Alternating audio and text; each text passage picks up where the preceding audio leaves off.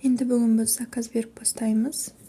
Ол үшін мына жерде тұрған бір аяқ киімге кіре салайын. 55-те 8 деп тұр, иә. Рейтингін қарайын. Рейтингі 4,5. 4,5 нормально. Мына жерде 17 отзыв бар екен.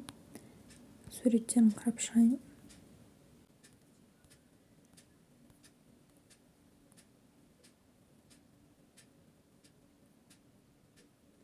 Вроде бәрі жақсы.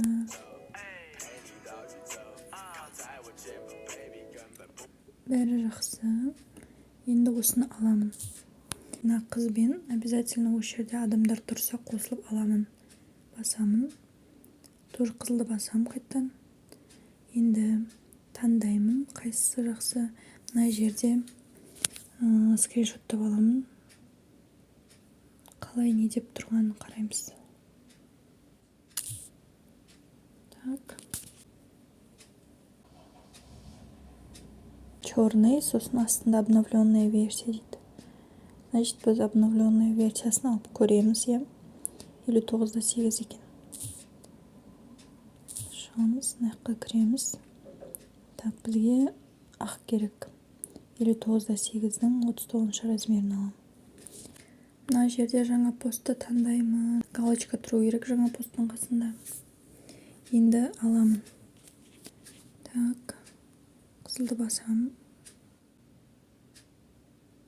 Менде карточка жоқ, оны тіркеймін. Тіркеу үшін қызылды басам.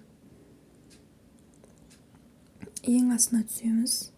Мына жерде өзіміздің Каспи немесе халық жазамыз. Қандай карта бар, соны жазамыз. Қызылды басамын. Енді мына жерде өздеріңіз аты жөндеріңізді картада тұрған мына жерге картаның датасын, срок действиясын, сосын ең артында тұрған CVC кодты жазамыз. 3 санды. Коммент толтырып шығам. Қызылды басамын. Ақша алынды. Вот, мне осылай болып тұрады, егер сізде покупка өтсе. X-ті басамын. Енді қазір бізге сообщение келді. Міне. Ақша алынды деген. Вот, мне 61,59 юань алынды. Каспидан қарайым, қанша алған теңгемен. Каспидан 3865-те 27 тиын алыпты. Енді ол бізде 3 күн ішінде өзгеру мүмкін курсқа байланысты. Сондықтан Каспи оны заблокировать етіп тастайды. Ол сумманы. Бұл уже сағатқа өтті. Значит, сағатқа өтсе, ол мен адамдармен қосылып алғаным. Сондықтан сағатқа өтеді. Ал мына жерде тұрса, ол бір өзіңіз алғаныңыз мына жерде. Сосын сіз адамдарды күтіп отырсыз. Мен сияқты жаңа қосылып алдым ғой.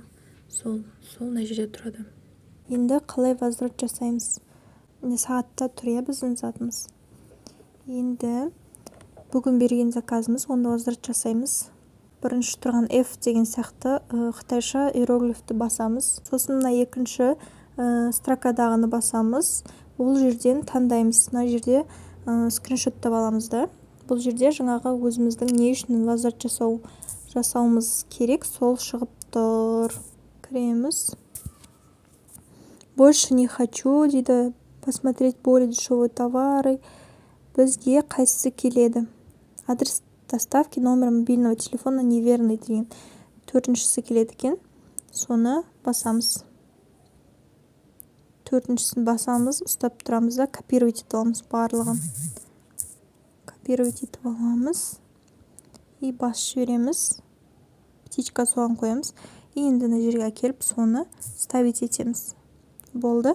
Енді қызыл кнопканы баса береміз. Сонымен бізге возврат жасайды.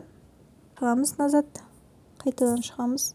Енді мына жерде жоқ болып кетті, сағаттан жоғалып кетті ол. Возврат жасаған товар осы О деген сияқты неде тұрады.